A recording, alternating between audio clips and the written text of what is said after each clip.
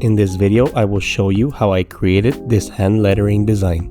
For this design, I used the following materials: various colored markers, both acrylic and water-based, cardstock,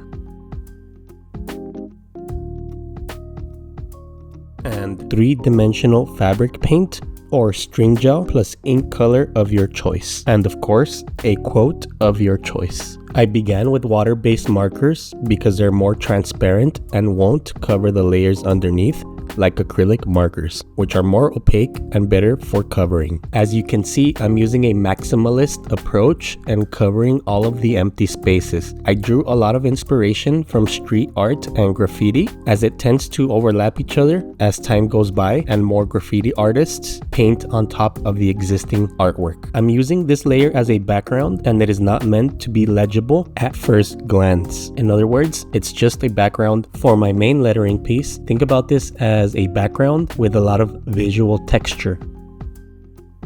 Now that I have my base layer, I'm moving on and using acrylic markers. Again, these will cover the layer underneath because it is actual paint. This helps create even more visual texture by making the words even less legible. During this step, I'm also trying to cover some of the remaining white space. Once again, these two layers are not meant to be legible, as they are meant to be a background.